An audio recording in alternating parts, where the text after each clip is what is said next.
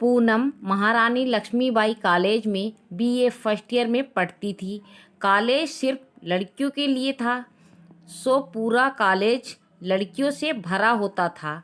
लड़के बेचारे स्कूल के अंदर तो आ नहीं सकते थे, इसीलिए कॉलेज के गेट के बाहर जमा बाड़ा लगाकर कॉलेज लगने से लेकर छुट्टी होने तक का इंतज़ार करते रहते थे। सभी लड़कियों के गली मोहल्ले के आशिक इस एमएलबी चौराहे पर खड़े अपनी वाली का इंतज़ार करते थे। सबसे ज़्यादा लड़कों की सांसें तब बढ़ जाती थीं जब पूनम उनके सामने आ जाती। लंबे लंबे बाल, लंबा कद, बड़ी बड़ी आंखें और भरा हुआ शरीर। पूरा कॉलेज उसे करीना कहता था। करीना को जब कोई करीना कहकर बुलाता तो उसके चेहरे पर एक मुस्कुरान। इमारत पुरानी थी और एक हिस्से में बने कमरे की खिड़कियां सीधे रोड पर खुलती थीं। ये खिड़कियां पूनम और बाकी लड़कियों के चाहने वालों के लिए जन्नत जैसी थीं। वो अपनी मोटरसाइकिल को खिड़कियों के करीब से निकालकर झांक कर देखने की कोशिश करते तो कभी हॉर्न बजाकर तब तक परेशान करते जब तक कोई लड़की खिड़की पर आकर उसे खुद बंद करने न आ जाती।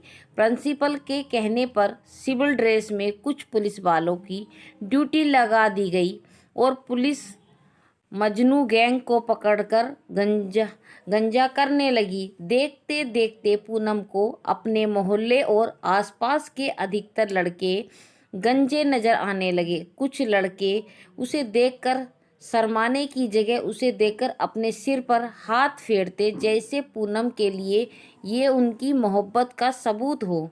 देखकर थम जाती, लेकिन पूनम की नज़रें आते जाते सुपर मोबाइल नाम की उस बड़ी सी दुकान पर थमी रहती थीं जहां वो लड़का काम करता था। एकदम गोरा, लंबा सा शरीर से भी एकदम फिट पूनम सुबह शाम उसे आते जाते घूरती रहती थी, जिसके जवाब में वो भी उसे देखकर हल्का सा मुस्कुरा देता था।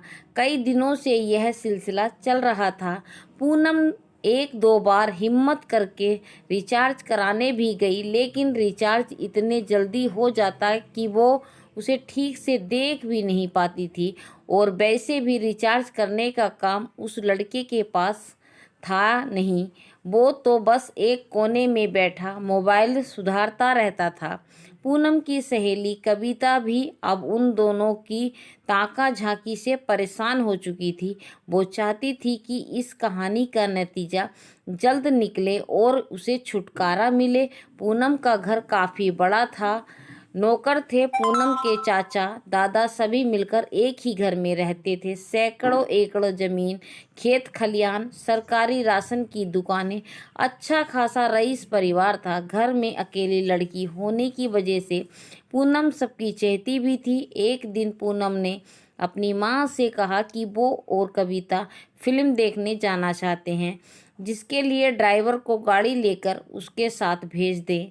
पहले तो माँ ने काफ़ी देर सोचा और फिर हिदायत देते हुए कहा कि ड्राइवर को आए अभी हफ्ता भर हुआ है, उससे ज़्यादा बात मत करना और फिल्म के अलावा उसे कहीं और जाने के लिए मत कहना। सिनेमा हॉल पहुंचकर फ़ोन लगा देना और फिल्म ख़त्म होने के बाद भी निकलने से पहले बता देना। पूनम माँ बेचैनी और चिंता समझ नहीं पा रही थी। उसने पूछा कि क्या हुआ है। ज़्यादा न बोलते हुए बस माँ ने इतना कहा कि तेरे पापा ने 10 बार मना करने के बाद भी मुस्लिम हाईकर डिग्री कॉलेज वाला। पूनम क्या हुआ? माँ ने कहा कुछ नहीं, तू नहीं समझेगी, बच्ची है अभी, इन पर विश्वास नहीं किया जा सकता। पूनम बस ये कहकर कार से की तरफ बढ़ गई।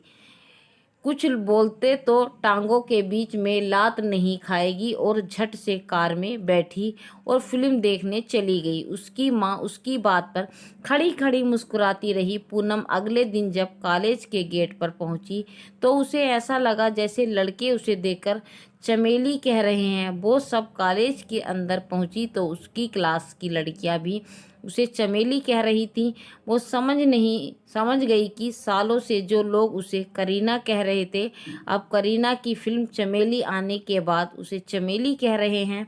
वो परेशान हो गई। करीना सुनना तो तारीफ था, लेकिन डिग्री कॉलेज में नहीं गया। कॉलेज वाली तो वह जैसे तैसे समझा दिया, लेकिन उसके पीठ पीछे बात करने वालों के लिए वो चमेली बन चुकी थी। ये नया नाम उसे चुभ रहा था। वो किसी भी तरह इस नए नाम से छुटकारा चाहती थी।